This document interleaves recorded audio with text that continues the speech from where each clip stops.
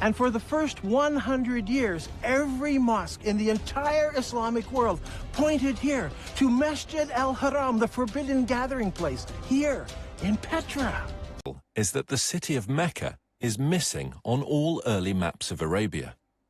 One would expect that a major merchant city would be mentioned on early maps, but not one shows Mecca before the time of Islam. Over the years, I have gathered copies of many ancient maps of Arabia. I have diligently translated them, but never once did I find Mecca mentioned on a map before Islam. Did you know that the name Mecca does not appear in any literature prior to 740 AD? That's 120 years after the founding of Islam. Don't you find it puzzling that for the first 120 years of Islamic history, none of the surrounding nations knew anything about the existence of Mecca? The holy city of Islam, then there should be evidence of Muhammad's tribe, the Quraysh, around Petra. If Dan Gibson can find Muhammad's tribe, it will greatly support his theory that Muhammad was from the Petra region and not from Mecca.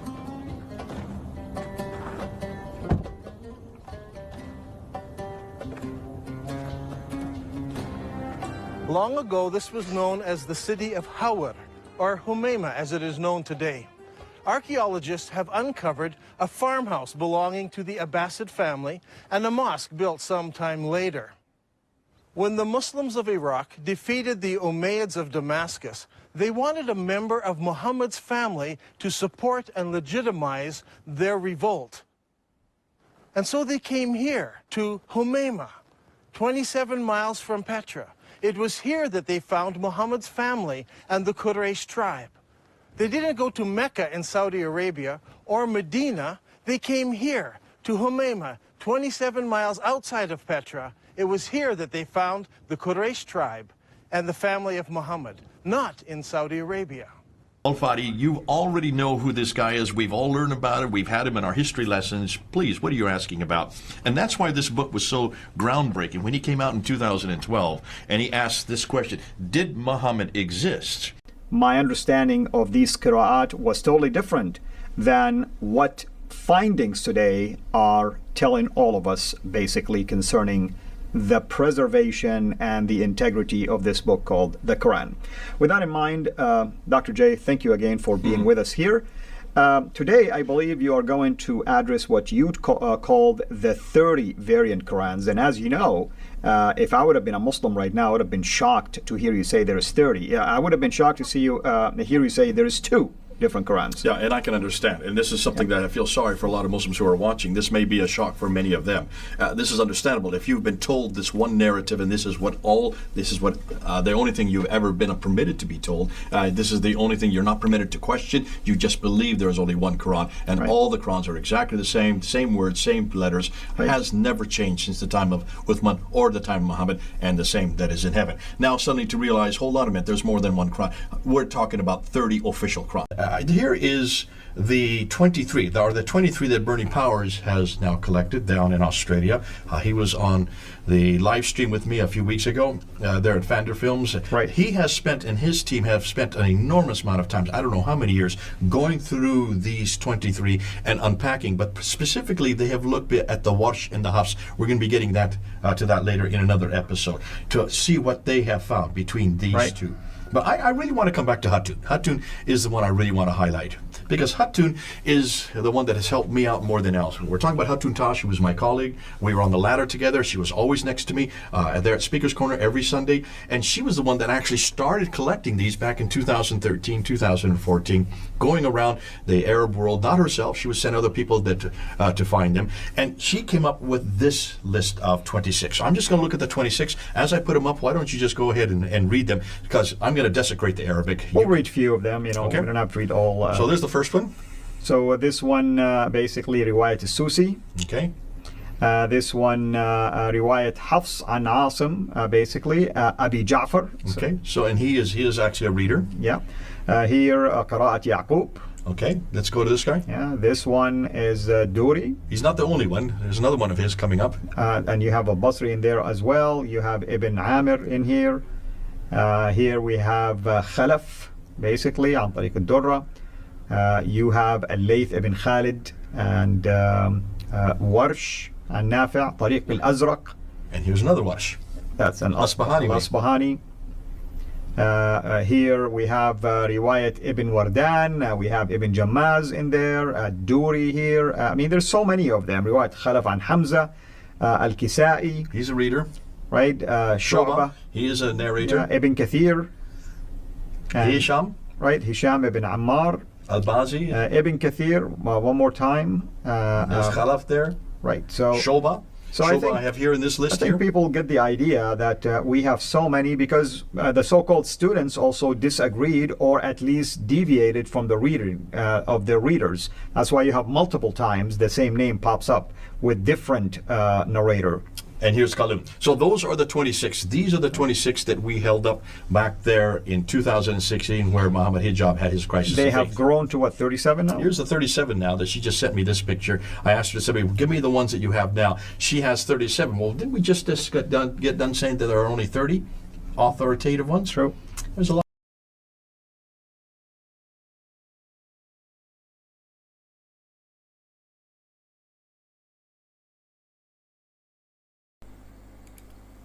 ദൈവനാമത്തിന് മഹത്വമുണ്ടാകട്ടെ. വീണ്ടും വരുന്നവനായ നമ്മുടെ കർത്താവായ യേശു ക്രിസ്തുവിൻ്റെ അതിശ്രേഷ്ഠമായ നാമത്തിൽ bride of Christ എന്ന YouTube ചാനലിലേക്ക് ശ്രോതാക്കളെ നിങ്ങളേവരെയും വീണ്ടും സ്വാഗതം ചെയ്യുന്നതിൽ സന്തോഷമുണ്ട്. Are the foundations of Islam fractured, അല്ലെങ്കിൽ ഇസ്ലാമിൻ്റെ അടിസ്ഥാനങ്ങൾ വസ്തുതാപരമോ എന്ന വിഷയത്തിൽ ഇത് 19ാമത്തെയും കൺക്ലൂഷൻ ചെയ്യുന്നതായിട്ടുള്ള ഒരു എപ്പിസോഡായിട്ടാണ് നിങ്ങളുടെ മുമ്പിലായിരിക്കുന്നത്. കഴിഞ്ഞ എപ്പിസോഡുകൾ ധാരാളം പേര് കാണുകയും ചില കമൻസുകളൊക്കെ വരെയുണ്ടായിരുന്നു. അതിന് താങ്ക്സ്, നന്ദി അറിയിക്കുകയാണ്. നമ്മൾ ഈ കഴിഞ്ഞ എപ്പിസോഡിൽ കൂടെ ചിന്തിച്ചു പോയ കാര്യങ്ങളെക്കുറിച്ച് ചെറിയൊരു അവലോകനം നടത്തിക്കൊണ്ട് അത് കൺക്ലൂഡ് ചെയ്യാനാണ് ആഗ്രഹിക്കുന്നത്. നമ്മൾ 5 areas ആണ് ചെക്ക് ചെയ്തിട്ടുള്ളത്. the 5 areas that we have discussed with ആദ്യമായിട്ട് ക്രിസ്ത്യൻ കമ്മ്യൂണിറ്റിക്ക് എതിരായിക്കൊണ്ട് പ്രത്യേകിച്ചും ഇസ്ലാം കമ്മ്യൂണിറ്റികളിൽ നിന്ന് വരുന്ന ചില ക്വസ്റ്റ്യൻസ്, അതായത് ക്രിസ്ത്യൻ വിശ്വാസികളുടെ ദൈവവചനത്തിലുള്ള അല്ലെങ്കിൽ ക്രിസ്തുവിനുള്ള എക്സ്പീരിയൻസിനെ ചൂഷണം ചെയ്ത വിധത്തിൽ ചില ക്വസ്റ്റ്യൻസ് വരുന്ന കാര്യങ്ങളായിരുന്നു. അതിനെ നമ്മൾ ചിന്തിച്ചത് ഫസ്റ്റായിട്ട് തന്നെയാണ് യേശു ക്രിസ്തുവിൻ്റെ ക്രൂശീകരണം വാസ്തവമല്ലെന്ന്, അങ്ങനെ നടന്നിട്ടില്ലെന്ന് AD 923 എഴുത്തുകാരനായിരിക്കുന്ന ഖുർആനിലെ എഴുത്തുകാരനായിരിക്കുന്ന അൽ-താബരി സൂറ 4:157 പറഞ്ഞ പ്രകാരം അത്തരം ആൾക്കാർ യേശു ക്രിസ്തു ക്രൂശീകരിക്കപ്പെട്ടിട്ടില്ല, അവൻ്റെ രൂപത്തിൽ മറ്റൊരാളെ സൃഷ്ടിച്ചിട്ട് അവനെയാണ് ക്രൂശീകരിച്ചിരിക്കുന്നത് എന്ന ചിന്താഗതി കൊണ്ടുവന്നു. അത് തെറ്റായ ഒരു ധാരണയാണ്. എന്നാൽ അതിനെ വളരെ ശക്തമായിട്ട് ടെക്സ്ചറൽ ക്രിറ്റിസിസത്തിലൂടെയും, അതായത് ആ കാലഘട്ടത്തിൽ 1-ാം നൂറ്റാണ്ട് 2-ാം നൂറ്റാണ്ടിൽ ജീവിച്ചിരുന്നതായിട്ടുള്ള ഗ്രീക്ക്, റോമൻ, ജൂയിഷ് ഹിസ്റ്റോറിയൻസ് എഴുതിയിരിക്കുന്ന രേഖകളിൽ നിന്നും, എന്നാൽ സോഴ്സ് ക്രിറ്റിസിസത്തിൽ കൂടെ, അതായത് 9 മാസം അവനെ ഉദരത്തിൽ വഹിച്ചവളായ മറിയ ക്രൂശിന് കീഴ് നിൽക്കുകയാണ്. അതേപോലെ തന്നെ അവനോടുകൂടെ 33.5 വർഷം ജീവിച്ചവളായി, അവനെ മുളയൊട്ടി വളർത്തിയവളായി മറിയ ക്രൂശിന് കീഴ് നിൽക്കുകയാണ്. അവനോടുകൂടെ 3.5 വർഷം ശുശ്രൂഷിച്ചവനായ യോഹന്നാൻ ക്രൂശിന് കീഴ് നിൽക്കുമ്പോഴാണ് യേശു മറിയോട് പറയുന്നത്, സ്ത്രീ ഇതാ നിൻ്റെ മകൻ എന്ന്. അതുപോലെ തന്നെ യോഹന്നാനോട് പറയുന്നത്, ഇതാ നിൻ്റെ അമ്മ. ആ നിമിഷം തുടങ്ങി യോഹന്നാൻ അവളെ ചേർത്തുകൊണ്ടാണ് പറഞ്ഞിരിക്കുന്നത്. അവിടെ തന്നെ മറ്റുള്ള കാര്യം മറിയുണ്ടായിരുന്നു, മറ്റു മറിയുണ്ടായിരുന്നു. അതായത് തന്നെ ഉദരത്തിൽ വഹിച്ചവളായി മറിയ സാക്ഷ്യം പറയുകയാണ്. അവനോട് കൂടെ ശുശ്രൂഷിച്ചവനും, അതേ കാലഘട്ടത്തിൽ ജീവിച്ചിരുന്നവനും, അവനോട് കൂടെ 3.5 വർഷം ഉണ്ടായിരുന്നവനും, അതേ ഭാഷ അറിയാവുന്നവനുമായി AD 90 ജോഹന്നാൻ ഈ കാര്യം സുവിശേഷത്തിൽ കൂടെ രേഖപ്പെടുത്തിയിരിക്കുന്നത്. അതായത് ടെക്സ്ചറൽ ക്രിറ്റിസിസത്തിൽ കൂടെയും സോഴ്സ് ക്രിറ്റിസിസത്തിൽ കൂടെയും ഈ സംഭവം നടന്നു എന്ന് വളരെ വ്യക്തമായിട്ട് നാം അതിനെ സ്ഥാപിച്ചുകൊണ്ട് വ്യാജ അവതരണമായിരിക്കുന്ന അല്ലെങ്കിൽ റോങ് നോഷനായിരിക്കുന്ന ഈ അൽ-താബരി 923 കൊണ്ടുവന്നിരിക്കുന്ന ഈ തന്ത്രം എന്ന് പറഞ്ഞാൽ മാനവജാതിയുടെ രക്ഷയ്ക്ക് വേണ്ടി ഏതും തോട്ടത്തിൽ നിന്ന് പാപം ചെയ്ത് അതിൻ്റെ ശിക്ഷ, ഡിവൈൻ ജസ്റ്റിസ് മാനവജാതിയുടെ മേൽ വിധിച്ചതായ നിത്യമായ മരണമെന്ന ശിക്ഷ, ഇത് 2 പുസ്തകങ്ങളും ഖുർആനും അതേപോലെ തന്നെ ദൈവവചനവും സുവിശേഷവും ഒരേപോലെ അംഗീകരിക്കുന്നതാണ്. എന്നാൽ ആ മനുഷ്യനിലുള്ള ശിക്ഷയെ നീക്കം ചെയ്യുവാൻ തക്കവണ്ണം യേശു ക്രിസ്തുവിൻ്റെ പ്രായശ്ചിത്തം കൂടാതെ സാധ്യമല്ല. അങ്ങനെ ദൈവം ആ ശിക്ഷ ഇളവ് ചെയ്താൽ പിന്നെ അവൻ ദൈവമല്ല എന്ന് നാം സ്ഥാപിക്കുകയുണ്ടായിരുന്നു. കാരണം ദൈവരാജ്യത്തിൽ ഇമ്പ്യൂണിറ്റി, അതായത് പാപം ചെയ്താലും ശിക്ഷിക്കപ്പെടുകയിലുള്ള മിഥ്യാധാരണ കടന്നു വന്ന് ആ ദൈവരാജ്യത്തിലെ വ്യക്തിത്വങ്ങൾ വീണ്ടും പാപം ചെയ്യാതിരിക്കത്തക്ക വേണം ഒരു അറ്റോൺമെൻറ്റ് നടത്തി, അതായത് ദൈവവചനത്തിന് ദൈവം തൻ്റെ വായിൽ നിന്ന് പുറപ്പെട്ടതിന് മാറ്റം വരുത്തുകയില്ല എന്നതിന് സ്ഥാപിക്കാൻ തക്കവണ്ണം, അത് അതിൻ്റെ നീതിയെ നടപ്പാക്കത്തക്കവണ്ണം നീതിമാനായ ദൈവം തന്നെ, സൃഷ്ടിതാവായ ദൈവം തന്നെ, നിയമദാതാവായ ദൈവം തന്നെ മനുഷ്യനെ പോലെ ശരീരം പ്രാണൻ ആത്മാവുള്ളവനായി മനുഷ്യനായിട്ട് അവതരിച്ച് മാനവജാതിയുടെ ശരീരത്തിൽ പ്രാണൻ ആത്മാവിലുള്ള ശിക്ഷയെ തൻ്റെ ശരീരത്തിലും പ്രാണനിലും ആത്മാവിലും ഏറ്റെടുത്തുകൊണ്ട് അവൻ്റെ ഫ്രീ വില്ലിൽ, ആരും നിർബന്ധിച്ചിട്ടല്ല, യേശു അവൻ്റെ ഫ്രീ വില്ലിൽ അവൻ്റെ ശരീരത്തിലും പ്രാണനിലും ആത്മാവിലും ഏറ്റെടുത്തുകൊണ്ട് അവൻ്റെ ശരീരം ക്രൂശിൽ കിടക്കുമ്പോൾ അവൻ്റെ പ്രാണനും ആത്മാവും ദുഷ്ടമനുഷ്യരായ ശിക്ഷ അനുഭവിക്കുന്ന പാതാളത്തിൽ പോയി ശിക്ഷ അനുഭവിച്ചു അവർക്ക് പകരക്കാരനായി തീർന്നുവെന്നും അവനെ മരിച്ചവരുടെ ഇടയിൽ നിന്ന് ഉയർത്തെഴുന്നേൽപ്പിച്ചുകൊണ്ട് അവനെ വിശ്വസിക്കുന്ന ഏവർക്കും സൗജന്യമായി നീതീകരിക്കപ്പെടാം എന്ന് വളരെ വ്യക്തമായിട്ട് ബൈബിൾ പ്രോമിസ് തരികയാണ്. അത് അനുഭവിച്ചവരാണ്, അങ്ങനെ ദൈവവുമായിട്ട് റീകൺസൈൽ ചെയ്തവരാണ് നിങ്ങളോട് സംസാരിക്കുന്നത്. ഇങ്ങനെ ഒരു ഓഫർ ഖുർആൻ തന്നിട്ടുണ്ടോ? ഖുർആൻ എവിടെയും പറയാൻ പറ്റും. അല്ലെങ്കിൽ ഡിവൈൻ ജസ്റ്റിന് സാറ്റിസ്ഫാക്ഷൻ വരുത്തത്തക്ക വേണം ഒരു അറ്റോൺമെൻറ്റ് നടക്കാതെ ദൈവം പാപം ക്ഷമിച്ചാൽ ആ ദൈവം തൻ്റെ നിയമവ്യവസ്ഥയിൽ നിൽക്കാത്തിരിക്കുന്നത് കൊണ്ട് മനുഷ്യരായി നമുക്ക് ആ ദൈവത്തെ ശിക്ഷ വിധിക്കാനുള്ള അധികാരമുണ്ടെന്ന് ഞാൻ വളരെ വ്യക്തമായിട്ട് പറയുകയുണ്ടായിരുന്നു.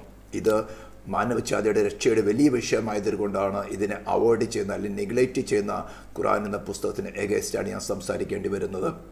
ഞാൻ സ്നേഹത്തോടെയാണ് ഈ ഇസ്ലാം സ്നേഹിതന്മാരോട് സംസാരിക്കുന്നത്. ഇത് നിങ്ങളുടെ പ്രാണിൻ്റെ ആത്മാവിൻ്റെ രക്ഷയുടെ വിഷയമാണ്.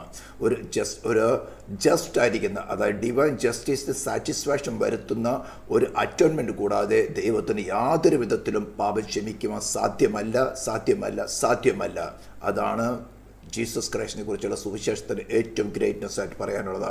മറ്റൊരു പ്രകാരം ട്രിനിറ്റിയുടെ എക്സിസ്റ്റൻസ്, ഹോളി ട്രിനിറ്റിയുടെ എക്സിസ്റ്റൻസ് ബൈബിളിൽ ഉണ്ടോ, അതിന് അങ്ങനെ വാക്കുണ്ടോ എന്നാൽ അതിൻ്റെ എക്സിസ്റ്റൻസിനെ കുറിച്ച് കൊണ്ട് നാം വളരെ വ്യക്തമായിട്ട് പറയുകയുണ്ടായിരുന്നു. എന്നാൽ പിതാവ് പുത്രൻ പരിശുദ്ധാത്മാവെന്ന നമുക്ക് ഹ്യൂമൻ ലാംഗ്വേജിൽ പേഴ്സൺ അല്ലെങ്കിൽ പേഴ്സണാലിറ്റി ഇത് ഉപയോഗിക്കാൻ സാധിക്കും. എന്നാൽ ഹ്യൂമൻ ലാംഗ്വേജിൽ പേഴ്സൺ എന്ന് പറഞ്ഞാൽ ഒരു ഇൻഡിപെൻഡൻ്റ് ആയിരിക്കുന്ന ശരീരം പ്രാണൻ ആത്മാവുള്ളതാണ്. എന്നാൽ നമുക്ക് ഡിവൈൻ ലാംഗ്വേജിൽ ആ പദം ഉപയോഗിക്കാൻ സാധ്യമല്ല. എന്നാൽ മൂന്ന് പിതാവ് പുത്രൻ പരിശുദ്ധാത്മാവിൻ്റെ ഡിഫറെൻറ്റ് ഓഫീസുകൾ നമുക്ക് ബൈബിളിൽ നിന്ന് മനസ്സിലാക്കാൻ സാധിക്കുമെന്നും മൂന്ന് വ്യക്തിത്വങ്ങൾ നമ്മുടെ ഹ്യൂമൻ ലാംഗ്വേജിൽ പറയുകയാണ്. ഒരു വ്യക്തിയിൽ എങ്ങനെ എക്സിസ്റ്റ് ചെയ്യുമെന്നൊന്നും ബൈബിൾ റിവീൽ ചെയ്തിട്ടില്ല. അതുകൊണ്ട് ബൈബിൾ റിവീൽ ചെയ്യാത്ത കാര്യത്തിന് നാം ഉത്തരം പറയുവാൻ ആവശ്യമില്ല എന്ന് നമുക്ക് വളരെ വ്യക്തമായിട്ട് പറയാൻ സാധിക്കും. എന്നാൽ ഡ്യൂട്ടോണിയം പുസ്തകത്തിൽ വളരെ വ്യക്തമായി പറഞ്ഞിരിക്കുന്നത് മറിഞ്ഞിരിക്കുന്ന കാര്യങ്ങൾ യഹോവയ്ക്കുള്ളത്, എന്നാൽ വെളിപ്പെടുത്തി തന്നിരിക്കുന്നത് പാപം ചെയ്ത് ഏദൻ തോട്ടത്തിൽ നിന്ന്, അതായത് ദൈവത്തിൽ നിന്ന് അകന്നുപോയ മനുഷ്യന് വീണ്ടും ദൈവത്തോട് നിരപ്പ് പ്രാപിക്കാൻ മധ്യസ്ഥനായി കടന്നു വന്ന യേശു ക്രിസ്തുവിൻ്റെ നാമത്തിലുള്ള സുവിശേഷമാണ് അപ്പസ്തലന്മാർ പ്രസംഗിച്ചതും ഇപ്പോൾ നിങ്ങളോട് പറയുന്നതും.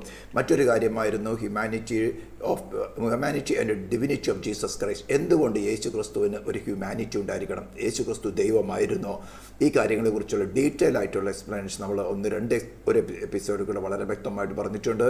അപ്പോൾ ഈ 19 എപ്പിസോഡുകൾ ആദ്യത്തെ എപ്പിസോഡുകളിലാണ് ഇതൊക്കെ പറഞ്ഞിരിക്കുന്നത്. ഇതിലെല്ലാത്തിൻ്റെയും ലിങ്കുകൾ നിങ്ങൾക്ക് ഡിസ്ക്രിപ്ഷനിൽ കാണാം. നിങ്ങൾക്ക് താല്പര്യമുള്ളവർക്ക് അത് ഓരോ എപ്പിസോഡിലെടുത്ത് കാണാവുന്നതാണ്. മറ്റൊരു കാര്യം നമ്മൾ ചിന്തിച്ചതായിരുന്നു the existence of Mecca in the 7th century versus the description in the Quran. ഖുറാനിൽ പറഞ്ഞിരിക്കുന്നതായ മക്കയുടെ ഡിസ്ക്രിപ്ഷൻസ് നമ്മൾ പല രീതിയിലും ചിന്തിച്ച് നോക്കിയത് geo political history of Mecca till 8th century, 8th century വരേക്കുമുള്ള ജിയോ പൊളിറ്റിക്കൽ നരേഷൻസ് നമ്മൾ ഹിസ്റ്റോറിക്കൽ വഴിയിലും ജിയോളിക്കൽ വഴിയിലും നാം ചിന്തിച്ച് നോക്കി. ആർക്കിയോളജിക്കൽ സർവേയുടെ റിപ്പോർട്ട് വഴി നമ്മൾ ചിന്തിച്ച് നോക്കി. അതുപോലെ തന്നെ ദി ആൻഷ്യൻ ട്രേഡ് മാപ്സ് വഴിക്ക് നമ്മൾ ചിന്തിച്ച് നോക്കി. The location of Muhammad tribe, Quraishi tribe ജീവിച്ചിരുന്നത് മക്കയിലല്ല, എന്നാൽ പെട്രയ്ക്ക് 27 കിലോമീറ്റർ ദൂരെ ഉമയ്യദ് എന്ന സ്ഥലത്താണെന്ന് നമ്മൾ ആർക്കിയോളജിക്കൽ സർവേയിൽ കൂടെ കണ്ടുപിടിച്ച്. അതുപോലെ തന്നെ ഡാൻ ഗിബ്സന്റെ recovery. Then qibla directions of ancient mosque till AD 706, AD 706 വരെയുള്ള എല്ലാ ആൻഷ്യന്റ് മോസ്കുകളെയും മുസ്ലിം പള്ളികളുടെ അല്ലെങ്കിൽ മോസ്കുകളുടെ ഡയറക്ഷൻ, കിബ്ല ഡയറക്ഷൻ, പ്രാർത്ഥിക്കാനുള്ള ഡയറക്ഷൻ മെക്കയിലേക്കല്ല, അത് പെട്രയിലേക്കാണെന്ന് നമുക്ക് വ്യക്തമായി ആർക്കിയോളജിക്കൽ സർവേ കൂടെ ഡാൻ ഗിബ്സൺ വെളിപ്പെടുത്തി. ഈവൻ തൃശ്ശൂർ ജില്ലയിൽ, കേരളത്തിൽ തൃശ്ശൂർ ജില്ലയിൽ ചെറാമൻ, അതായത് ചേരവംശജനായ രാജാവ് ഇസ്ലാമിനെ കുറിച്ച് കേട്ടിട്ട് മക്കയിലേക്ക് പോയെന്നും അവിടെ ഇസ്ലാം സ്വീകരിച്ചുവെന്നും തിരിച്ചു വന്ന് ഇവിടെ തൃശ്ശൂർ കൊടുങ്ങല്ലൂർ ഇങ്ങനെ ഒരു മുസ്ലിം പള്ളി തീർത്തുവെന്നും അതിൻ്റെ കിബ്ല ഇപ്പോഴുള്ളത് AD 800 ശേഷം എല്ലാ കിബ്ലകളും മക്കയിലേക്കാണ്. പക്ഷേ അതിൻ്റെ മുൻപുള്ള കിബ്ല, അതിൻ്റെ ഫൗണ്ടേഷൻ ഡയറക്ഷൻസ് എല്ലാം എടുത്തുകൊണ്ട് നോക്കുമ്പോൾ GPS വെച്ചിട്ടും ഗൂഗിൾ എർത്ത് വെച്ചുകൊണ്ട് നോക്കുമ്പോൾ അത് മെക്കയിലേക്കല്ല, എന്നാൽ പെട്രയ്ക്കാണെന്ന് വ്യക്തമായി അറിയാൻ സാധിച്ചു. നമ്മൾ ഓരോരോ എപ്പിസോഡിൽ ചെയ്തിട്ടുണ്ട്. അപ്പോൾ ഇതിൽ കൂടെ നമ്മൾ മനസ്സിലാക്കുന്നത് ഖുറാനിൽ പറഞ്ഞിരിക്കുന്നതായിട്ടുള്ള 7th സെഞ്ച്വറി ഡിസ്ക്രിപ്ഷൻ, അതായത് ആദാമിനെ ഹവ്വയും പുറത്താക്കിയത് മക്കയിലേക്കാണ്. ഷേത്ത് തുടങ്ങി അല്ലെങ്കിൽ ഹാബിൽ തുടങ്ങി ഓരോരുടെയും ശവകുടീരങ്ങൾ, പ്രവാചകന്മാരായ ഏകദേശം 300ഓളം ദാനിയേൽ മുതലായ പ്രവാചകന്മാരുടെ ശവകുടീരങ്ങൾ അവിടെയാണുള്ളത്. അബ്രാഹും ഇസ്മായിലും ചേർന്നാണ് മക്കയിലുള്ള മസ്ജിദ് അൽ ഹറാം നിർമ്മിച്ചതെന്നും അതുപോലെ തന്നെ മക്കയിലാണ് സാഫ മൗണ്ടൻസ് ഉള്ളതും എന്നും മക്കയിലാണ് സംസം വാട്ടർ ഉള്ളതെന്നൊക്കെ പറഞ്ഞുകൊണ്ട് ഉള്ള ഡിസ്ക്രിപ്ഷൻസ് നമ്മൾ ഒന്നൊന്നായിട്ട് ഹിസ്റ്റോറിക്കൽ വേയിലും ആർക്കിയോളജിക്കൽ സർവേയിലും കൂടെ സെർച്ച് ചെയ്യുമ്പോൾ അവിടെയല്ല. എന്നാൽ ഈ ഡീറ്റെയിൽസ് എല്ലാം തന്നെ പെട്രയിലേക്കാണ് ഡയറക്റ്റ് ചെയ്ത് നമുക്ക് മനസ്സിലാക്കി. അതുകൊണ്ട് 7th സെഞ്ച്വറിയിൽ ഖുറാൻ ക്ലെയിം ചെയ്യുന്ന മക്കയെ നമ്മൾ നിർമ്മാർജ്ജനം ചെയ്യുകയാണ്.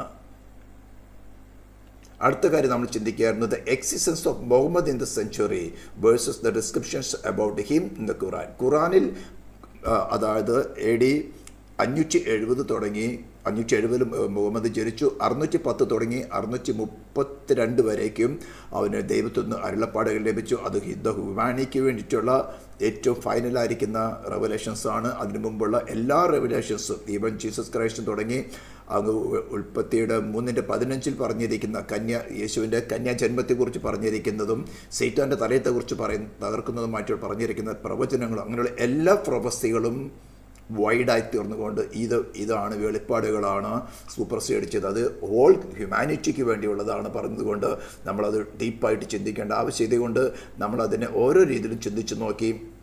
അതായത് ഖുറാനിൽ പറഞ്ഞിരിക്കുന്നതായിട്ടുള്ള 7th സെഞ്ച്വറിയിൽ പോകുന്നത്, അത് 7th സെഞ്ച്വറിയിലെ അറബിക്സിന് വൊവൽസ്, അതായത് 8-9 സെഞ്ച്വറിയിലാണ് ഈ വൊവൽസ് എന്ന് പറഞ്ഞാൽ ധാമ, കസ്ര, ഫത്ത ഇത് തുടങ്ങിയുള്ള വൊവൽസ്, അതായത് കുത്തും കോമകളിട്ടാൽ ആ അക്ഷരങ്ങളെ സ്വരാക്ഷരങ്ങളെ വ്യഞ്ജനാക്ഷരങ്ങളാക്കണമെങ്കിൽ സൗണ്ട് ആക്കണമെങ്കിൽ എങ്ങനെയാണ് നമുക്ക് അറിയാൻ സാധിക്കും. നമ്മുടെ മലയാള ലിപിയിലാണെങ്കിൽ മായ മൂ ആക്കണമെങ്കിൽ എങ്ങനെയാക്കാൻ സാധിക്കും. അതുപോലെ തന്നെ അവിടെ മീനെ എങ്ങനെ മുഹമ്മദ് ആക്കാം, അല്ലെങ്കിൽ മീൻ എങ്ങനെ മൂ ആക്കാം, ഹായ എങ്ങനെ എന്നുള്ളത് എങ്ങനെ അറബിക് ആൽഫബറ്റ്സിലെ വൊവൽസ് ഇട്ടുകൊണ്ട് എങ്ങനെ പ്രൊണൗൺസിയേഷൻ ഉണ്ടാക്കാവുന്ന കാര്യം 8th സെഞ്ച്വറിയിലാണ് ഉണ്ടാക്കിയിരിക്കുന്നത്. അതുകൊണ്ട് 7th സെഞ്ച്വറിയിൽ പറഞ്ഞ ഡോക്യുമെൻറ്റ്സിൽ മുഹമ്മദ് എന്ന് എഴുതാനേ സാധ്യമല്ല എന്ന് മഹ്മദ് MHMD എന്ന് എഴുതാൻ സാധിക്കുകയുള്ളൂ. അതെല്ലാം ആ വാക്കുകൾ ജൂവിഷിൻ്റെ തോറയിൽ നിന്ന് എടുത്തിരിക്കുന്നതാണെന്നും ആ മഹ്മദ് എന്ന വാക്കിൻ്റെ ഇംഗ്ലീഷ് മീനിങ് മഹ്മദ് എന്നുള്ള ഹീബ്രു വേർഡാണെന്നും അതിൻ്റെ English meaning anointed word, blessed word എന്നാണെന്നും അത് മഷിയെ കാണിക്കുന്നതാണെന്നും ഹീബ്രു ടെക്സ്റ്റുകളിൽ നമുക്ക് മനസ്സിലാക്കുകയും അതിൽ തോറയിൽ പറഞ്ഞിരിക്കുന്ന ദ അനോയിറ്റഡ് വൺ അല്ലെങ്കിൽ ദ ബ്ലെസ്ഡ് വൺ എന്നുള്ളത് മഷിയ യേശുവാണെന്ന് വളരെ വ്യക്തമായിട്ട് നമ്മൾ ചിന്തിക്കുകയുണ്ടായിരുന്നു. മറ്റൊന്ന് ആൻഷ്യൻ്റ് റോക്ക്, കോയിൻസ്, അതുപോലെ തന്നെ ഡോം ഓഫ് ദ റോക്കിലും രേഖപ്പെടുത്തിയിരിക്കുന്ന ഒരു ഖുറാനിലെ വാക്യം രേഖപ്പെടുത്തിയിട്ടുണ്ട്. ഇതെല്ലാം തന്നെ പോയിൻ്റ് ഔട്ട് ചെയ്യുന്നത് അബ്ബാസിയൻസ് തങ്ങളുടെ പൊളിറ്റിക്കൽ മോട്ടിവേഷന് വേണ്ടി ക്രിയേറ്റ് ചെയ്തിരിക്കുന്നതാണെന്നും അതുപോലെ തന്നെ ഈ റോക്ക് ഇൻസ്ക്രിപ്ഷൻസ് മഹ്മദ് എന്ന റോക്ക് ഇൻസ്ക്രിപ്ഷൻസ് ഈ AD 7th സെഞ്ച്വറിക്ക് മുമ്പുണ്ടായിരുന്നുവെന്നും അതുപോലെ തന്നെ കോയിൻസിൻ്റെ ലീനിയേജ് നമ്മൾ ചെക്ക് ചെയ്യുന്നുണ്ടായിരുന്നു. 5th സെഞ്ച്വറി, 4th സെഞ്ച്വറി, അതുപോലെ തന്നെ എന്ന് തുടങ്ങി കോയിൻസ് 6th സെഞ്ച്വറിയിലാണ് 7th സെഞ്ച്വറിയുടെ ആരംഭത്തിലാണ് കോയിൻസ് ഉണ്ടാക്കാൻ തുടങ്ങുന്നത്. അവിടേക്കും തന്നെ ആരംഭത്തിലുള്ള കോയിൻസുകളിൽ ഒന്നും തന്നെ മുഹമ്മദ് എന്ന പദമോ അല്ലെങ്കിൽ രാജാക്കന്മാരെന്നില്ല. അബ്ബാസിൻസ് ആദ്യമായിട്ട് അബ്ദുൽ അൽ മാലിക്കാണ് ആദ്യമായിട്ട് തൻ്റെ ചിത്രവും അതുപോലെ തന്നെ മഹ്മദ് എന്ന് രേഖപ്പെടുത്തിയിരിക്കുന്നത്. അതായത് മഷിക താനാണെന്ന് ക്ലെയിം തക്കവണ്ണം തൻ്റെ ചിത്രവും മഹ്മദ് എന്നുള്ള വാക്കും കോയിൻ്റെ മറുവശത്ത് രേഖപ്പെടുത്തിയിരിക്കുന്നത് നമുക്ക് കാണാൻ സാധിച്ചു. അങ്ങനെ നമ്മൾ ഈ ഖുറാനിൽ 7th സെഞ്ച്വറിയിൽ പറഞ്ഞിരിക്കുന്നതായ മുഹമ്മദ് എക്സിസ്റ്റഡ് അല്ല എന്ന് തെളിയിക്കാൻ സാധിച്ചു. അടുത്തൊരു കാര്യം പറയുന്നത് authenticity and the integrity of the present Quran fabricated by Abbasids for their political motivations.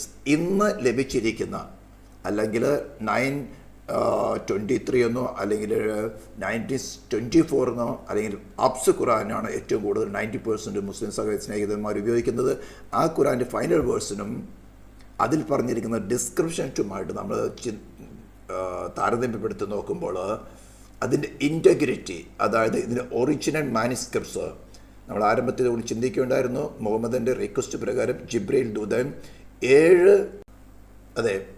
മുഹമ്മദിൻ്റെ റിക്വസ്റ്റ് പ്രകാരം ജിബ്രീൽ ദൂതൻ 7 ഡിഫറെൻ്റ് വിധത്തിലുള്ള റെസിറ്റേഷൻസ് അല്ലെങ്കിൽ റീഡിങ്സ് വേണമെങ്കിൽ അതിന് പറയാം കൊടുത്തിരുന്നെന്നും. കാരണം പറഞ്ഞിരിക്കുന്ന മക്ക നമുക്ക് ഹിസ്റ്റോറിക്കലായിട്ട് ചിന്തിച്ചു കഴിഞ്ഞാൽ ആ കാലഘട്ടത്തിൽ ഇത്രയും ലാംഗ്വേജസ് 7 ഡിഫറെൻ്റ് ഡയലക്ട്സ് ഒരു മക്ക എന്ന സ്ഥലത്തുണ്ടാകാൻ സാധ്യത വളരെ കുറവാണ് എന്നതിൽ കൊടുത്തിരുന്നുവെന്നും അത് പിൽക്കാലത്ത് അബൂബക്കർ അത് ഉമർ ചേർന്നുകൊണ്ട് അതിനെ ഒരു ഒന്നാക്കി തീർത്തുവെന്നും കാരണം ഡിഫറെൻ്റ് ഡയലക്ട്സിൽ വരുന്നതായിട്ടുള്ള തർക്കങ്ങൾ വന്ന സമയത്ത് അതിനെ ഒന്നാക്കി തീർത്തുവെന്നും ആ പുസ്തകം മുഹമ്മദിൻ്റെ ഭാര്യയുടെ അടുത്ത് സൂക്ഷിക്കാൻ വെച്ചിരുന്നെന്നും പിൽക്കാലത്ത് 20 വർഷങ്ങൾക്ക് ശേഷം ഉത്മാൻ ആ പുസ്തകത്തെ വീണ്ടും കളക്ട് ചെയ്ത് റീറൈറ്റ് ചെയ്തുവെന്നും സാഹിദ് അൽ ബുഖാരി തൻ്റെ പുസ്തകം വോളിയം 6 510 509 എഴുതി വച്ചിരിക്കുന്ന കാര്യങ്ങളാണ് നിങ്ങൾ സ്ക്രീനിൽ കാണുന്നത്.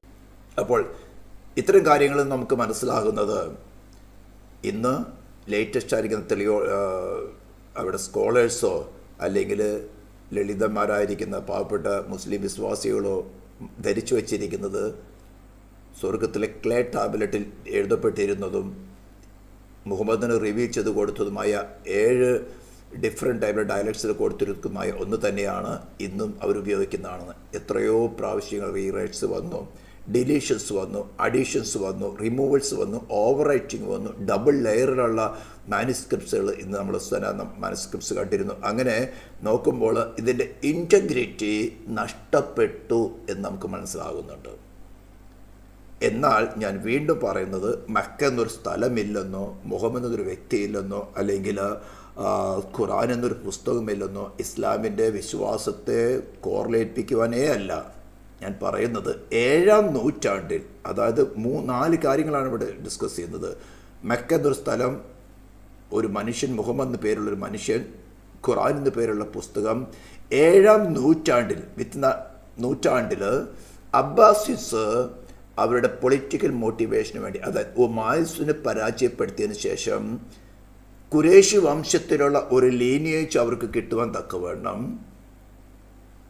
ഒരു മുഹമ്മദിനെ ഉണ്ടാക്കിയെടുക്കുകയും ഒരു പുസ്തകം പലരും നമ്മൾ ചിന്തിച്ചിരുന്നു ജൂയിഷ് ഡോക്യുമെൻസിൽ നിന്ന്, അതുപോലെ തന്നെ 2nd സെഞ്ചുറി 3rd സെഞ്ചുറിയുള്ള ക്രിസ്ത്യൻ ഡോക്യുമെൻസിൽ നിന്നും ഇതെല്ലാം കളക്ട് ചെയ്തുകൊണ്ടൊരു പുസ്തകം ഉണ്ടാക്കിയുമെന്നും ഇതിന് ആവശ്യം അത് പെട്ര എന്ന സ്ഥലത്തിന് പകരം പെട്രയിലുണ്ടായിരുന്ന കാബത്ത് അവർ തകർത്തുകൊണ്ട് ആ ബ്ലാക്ക് സ്റ്റോൺ അവിടെ നിന്ന് മാറ്റുകയും അത് അബ്ബാസിസുമായിട്ട് കൈകാര്യം ചെയ്തുകൊണ്ട് അത് മക്കയിൽ കൊണ്ടുവന്ന് സ്ഥാപിച്ചുവെന്നുമാണ് ഹിസ്റ്ററിയും ആർക്കിയോളജിക്കൽ സർവേകളും അതേപോലെ തന്നെ ജിയോളജി കാര്യങ്ങളൊക്കെ നമുക്ക് മനസ്സിലാക്കാൻ സാധിക്കുന്നത്. ഇതൊന്നും തന്നെ ഞാൻ എൻ്റെ അഭിപ്രായത്തിൽ നിന്ന് എടുക്കുന്നതല്ല. ഇതിൻ്റെ എല്ലാ മെറിറ്റ്സുകളും ഡോക്ടർ ജെ സ്മിത്ത് വർഷങ്ങളായിട്ട് ഈ കാര്യത്തിൽ 2 ഡോക്ടറേറ്റ് ഉണ്ട് അദ്ദേഹത്തിന്. ഈ കാര്യങ്ങൾ സർവേ നടത്തി. അതുപോലെ തന്നെ ലണ്ടനിലുള്ള സ്പീക്കേഴ്സ് കോർണറിൽ 25 വർഷങ്ങളോളം സ്ഥിരമായിട്ട് എല്ലാ സൺഡേകളിലും ഇതിനകത്ത് ഇസ്ലാം സ്കോളേഴ്സുമായിട്ട് ഡിബേറ്റുകൾ നടത്തി തൻ്റെ കാര്യങ്ങൾ സ്ഥാപിക്കുകയും ഇതിന് ചോദിച്ച ചോദ്യങ്ങൾക്ക് ഉത്തരം ലഭിക്കാതിരിക്കുന്ന കാര്യങ്ങളാണ്. പ്രത്യേകിച്ചും മാനുസ്ക്രിപ്റ്റ്, ഒറിജിനൽ മാനുസ്ക്രിപ്റ്റ്സ്, അതായത് ഉത്മാൻ വീണ്ടും 652 ക്രോഡീകരിച്ചുകൊണ്ട് ഒന്നാക്കി അതിക്ക് മുമ്പുണ്ടായിരുന്ന എല്ലാം ബേൺ ചെയ്തു. പല പ്രാവശ്യങ്ങളായിട്ട് ഖുറാനിൻ്റെ മാനുസ്ക്രിപ്റ്റുകൾ ബേൺ ചെയ്ത ഹിസ്റ്ററികൾ പറഞ്ഞിട്ടുണ്ട്. ഈവൻ ഖുറാനിലെ പുസ്തകങ്ങളിൽ തന്നെ പറഞ്ഞിരിക്കുന്നു. അപ്പോൾ അതിന് തന്നെ ഇസ്ലാം ഭരണം, അതായത് 652 തുടങ്ങി ഇന്ന് വരെയും ഇസ്ലാം ഭരണങ്ങൾ മാത്രം നടന്നിട്ടുള്ള 9 പ്രൊവിൻസുകളിലേക്ക് കൊടുത്തുവിട്ടിട്ടും ഇന്നേ വരേക്കും അതിന്നൊരു മാനുസ്ക്രിപ്റ്റ് കണ്ടുകിട്ടാൻ സാധിച്ചിട്ടില്ല. മറ്റൊന്ന് ഡാൻ ഗിബ്സൺ ആർക്കിയോളജിസ്റ്റ്, അദ്ദേഹത്തിൻ്റെ ഫാദറും ഗ്രാൻഡ് ഫാദറും ആർക്കിയോളജിസ്റ്റ് ആയിരുന്നു. ഈ ഖുറാനിൽ പറഞ്ഞിരിക്കുന്ന എല്ലാ സ്ഥലങ്ങളിലും പേഴ്സണലായിട്ട് പോയിട്ട് 1 അല്ല 10 50 പ്രാവശ്യങ്ങളിൽ പോയിട്ട് ഓരോരോ കാര്യങ്ങളിലും ആർക്കിയോളജിക്കൽ രീതിയിൽ അവിടുത്തെ ആൾക്കാരുമായിട്ട് സംസാരിക്കുകയും ഇസ്ലാം സ്കോളേഴ്സുമായിട്ട് സംസാരിക്കുകയും ജിയോളജിക്കൽ സർവേകൾ, സോയിൽ ടെസ്റ്റുകൾ, ഇതുപോലെ പല കാര്യങ്ങൾ നടത്തിക്കൊണ്ട് ഈ ഖുറാനിൽ പറഞ്ഞിരിക്കുന്ന ഡിസ്ക്രിപ്ഷൻസ് ഒന്നും മെക്കയിലേക്കല്ല സൂട്ടാകുന്നത്, എന്നാൽ അത് പെട്രയിലേക്ക് ടോട്ടലായിട്ട് സൂട്ടാവുമെന്ന് പറയുന്നു. മറ്റൊന്നാണ് അൽഫാദി അഫ്സിറ ഇൻ്റർനാഷണൽ, അതായത് സൗദി അറേബ്യയിലെ ജിദ്ദ എന്ന സ്ഥലത്ത് വഹാബി ഒരു ട്രൈബായിരിക്കുന്ന, ഇസ്ലാമിൻ്റെ ട്രൈബായിരിക്കുന്ന ട്രൈബിൽ ജനിച്ചു വളർന്ന് ഒരു ജിഹാദിസ്റ്റായിരുന്ന അദ്ദേഹത്തെ ദൈവം സന്ദർശിക്കുകയും ഇപ്പോൾ അമേരിക്കയിൽ നിന്നുകൊണ്ട് അതേ വസ്ത്രങ്ങൾ ധരിച്ചുകൊണ്ട് തന്നെ മുസ്ലിം സ്നേഹിതന്മാരുടെ ഇടയിൽ ക്രിസ്തുവിന് പ്രസംഗിക്കുന്ന അതേ പ്രത്യേക സൈറ്റ് ഉണ്ടെന്നാണ് സിറ ഇൻ്റർനാഷണൽ പറഞ്ഞിരിക്കുന്നത്.